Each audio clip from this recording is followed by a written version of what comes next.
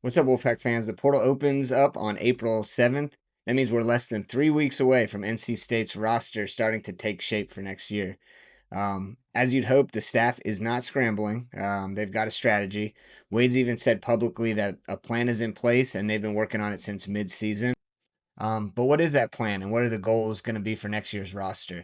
So let's look at it one priority at a time. And right now, we're going to start with the one that we believe to be the most important, and that's priority one, a dynamic point guard. So I know a lot of people are going to point to Wade, continuously saying that they need size down low, more rim protection next year. And honestly, point guard and bigs, they're probably not priority one and two. They're probably like priority 1A and 1B. But since elite point guards are super rare and elite point guards that hit the portal are even more rare, I'm going to start with point guards for the sake of this little segment. NC State entered this past offseason with the idea that Trey Holloman would be the starting point guard. His numbers were good at Michigan State, and I believe that the idea was that if they increase his playing time, they could open up some value that Michigan State was passing up on. And I don't want to say they were wrong about that because I think there were a lot of factors that went into this. For one, I believe that they were pretty set on the idea that they'd have, a high usage scoring guard or wing alongside Holloman. So, remember they were really close to signing PJ Haggerty, who went to Kansas State, but he ended up being the third best scorer in the nation at 23.4 points per game. Kansas State swooped in with just an unreasonable amount of money. NC State couldn't match it. Kansas State snatched him up, and then NC State pivoted to Darian Williams.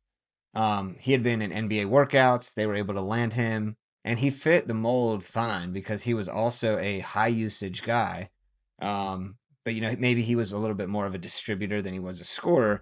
But they took him out from under the shadow of JT Toppin, and you'd think that you could give him a little bit more spotlight and that his ceiling would raise. But, I think, you know, we can discuss that at a later time, but that didn't really end up happening. So, um, but then, summer workouts started and Quadir Copeland began to dominate. And so Wade really explained this entire situation on his radio show in mid-February. Copeland started to show a lot of leadership. He started to take over during those workouts. So much so that NBA scouts and coaches who were visiting made comments about how Wade had something really special in Quadir Copeland. So the emergence of Quadir kind of threw a wrench into the initial vision of the roster, I think. I believe the vision was really to have Holloman working more at the point, Williams playing at an all ACC level at the four, McNeil and Abel sharing the two, Arsenault at as like a D and as a 3 and D 3 guy, Lubin manning the five. And I could be wrong, but I think Copeland's initial role was going to be like energy guy or 6 man coming off the bench. So that kind of changed. So Copeland's moved to point guard. It gave you like this true rim pressure from the lead guard position that I don't think you thought you were going to have. Someone who could isolate, create, and either score at the rim or distribute. His skill set, it opened doors for Paul McNeil's breakout, honestly. I mean, I don't know if Paul McNeil breaks out the way he does without Quadir Copeland creating so much chaos in the lane. But, at the end of the day, it moves Holloman off the ball, and I don't believe that he loved that. In fact, I don't think I know that was not the pitch that they gave him when they went to sell him on NC State. I also think Darren Williams simply just didn't have that ceiling that everyone expected, like I was saying, or that really the numbers seem to indicate. Remember, he was all ACC, player. He was ACC Player of the Year. Everyone thought he was going to blow up, and it just didn't happen that way. So, you could look at it either way. I think NC State can look at it like they lucked out with the Copeland emergence, but it threw the entire roster out of whack at the same time. So Wade was kind of swimming against the tide all season, trying to rearrange these puzzle pieces in a way that made sense with Copeland at the point. Um, but really, what I'm getting at here is I just don't think that the roster would have been constructed the way it was if they knew what they had in Quadir Copeland coming into the season. And all of that to say that I kind of think NC State's going to really prioritize point guard when the portal opens and alongside bigs. But I just think point guard is going to be a real point of emphasis. They need to replace Copeland, but it'll be interesting to see who they target. And I think who they target will give us a hint of what style Wade really, the style of play that Wade truly wants to go with next season. And we do have a little view into the type of player he wants at the point because State was down to the wire on landing 5-star point guard Deron Rippey Jr. before Duke swooped in and snagged him at the last second. And what we can take from that is Wade does not want just a game manager at the point. And I don't think anybody really thought that he did, but just rule that out. I mean, he wants a high IQ athlete who can create off the bounce, score at the rim, maybe hit the outside shot. Definitely a little bit more consistently than Quadir Copeland was doing it.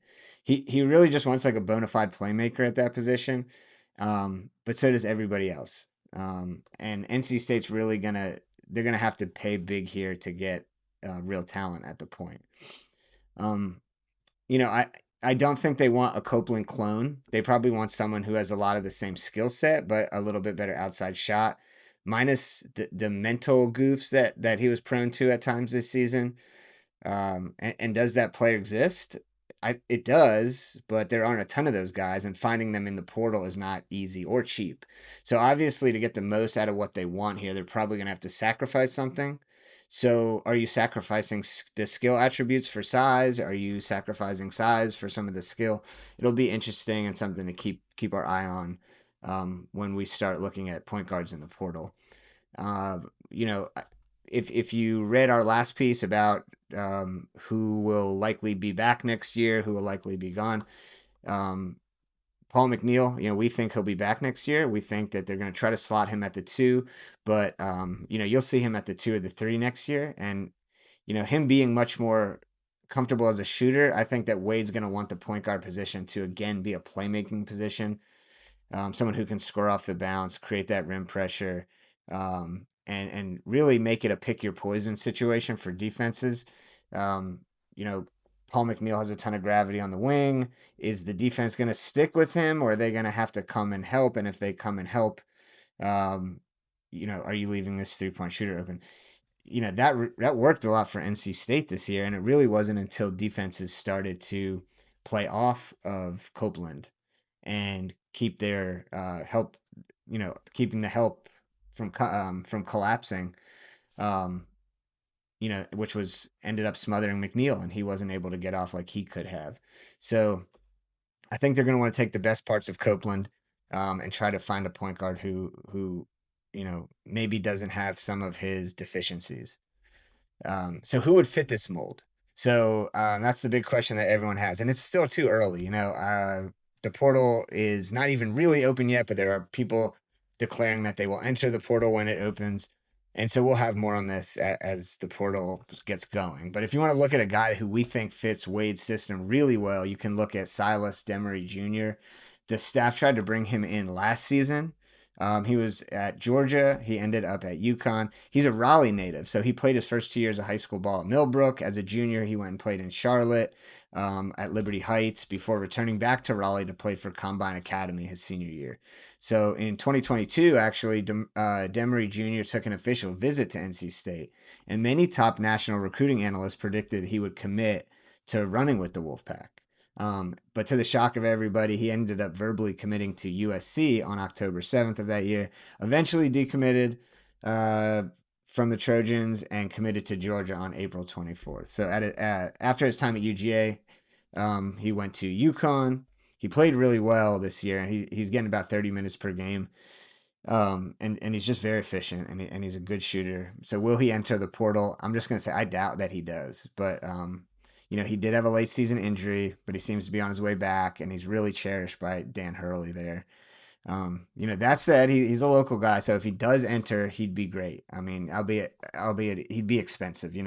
He 10 points per game, 6 assists, 4.5 rebounds, 41% from three, ability to lead as a senior. He's really the exact guy that you want out of the portal. So will NC State be able to get him? That would be awesome. I know the staff loves him, but it probably won't be an option. So aside from him, Wade didn't get involved with any point guards last year. So if you want to look at back who we were involved with last year, there's really not anybody to look at other than PJ Haggerty. Is he coming back? Will he stay at Kansas State? Will he go to the NBA? he was nearly a lock to come to NC State until he wasn't. It was just at the last minute that we heard that he wasn't coming. We had heard that it was all but done. So NC State was going to use him at point. So missing on Rippy Jr. hurt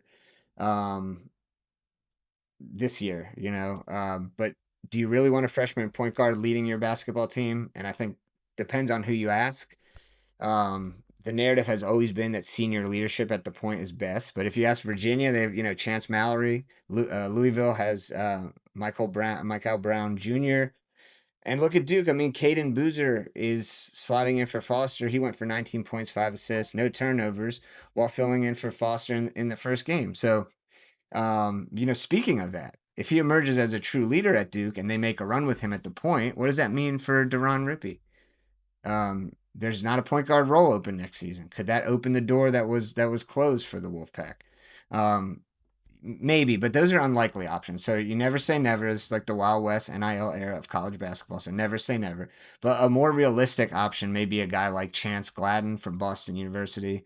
That's another Raleigh native. He played at Ravenscroft and just entered the portal a few days ago. Kind of fits Wade's profile. He's 6'4". He's a big guard. He has strong handles. He plays through contacts. He can score it. He averaged 14.4 points per game, dished out 4.5 assists, shooting 35% from three, and he'd be a sophomore next season. So, he'd have 3 years of eligibility. That seems really good. He's just not as twitchy that as Wade has talked about. He wants to get more athletic next year. I, from Copeland to Chance Gladden, you'd be getting less athletic. So, just depends on what he wants there. But another realistic option might be finding a lead guard overseas. To me, that's a little risky if you want to bring in a guy from overseas to run point because you're going to need that guy to be a vocal leader and a court general for the team. And that's possible. There are guys that are doing it. But coming over to a new country, playing a new type of basketball, it risks some of that value getting lost in translation. But maybe that's a risk that you're willing to take if you can get the skill set you want. So there are elite guards overseas, but they'll be like red hot in the NIL market if they opt to come over. Adam Atamna, the guy from France, he's really interesting. He's definitely an NBA guard, but he apparently wants to do a year in college, so we'll see if that happens. I have not heard his name attached to NC State at all, so I'm just floating him as a pure profile fit. But so those are some of the options NC State might have at point guard. Not point guard related, I do believe NC State will land a big time front court talent from overseas. So GM Andrew Slater, he has a known pipeline overseas. Wade made a trip overseas before the UNC game this season. Kind of that went under the radar a little bit, and so that might lead you to think that something big is brewing over there. And we've heard that the staff is excited about what's going on over there. So we will wait and see if anything comes out in the near future. It might. But we'll get more into kind of that front court talk and who the targets overseas might be for NC State as we do this later next week. Thanks for tuning in. We'll have more on this series as things break. We'll talk about the bigs next week. Thanks for tuning in, and go Wolfpack.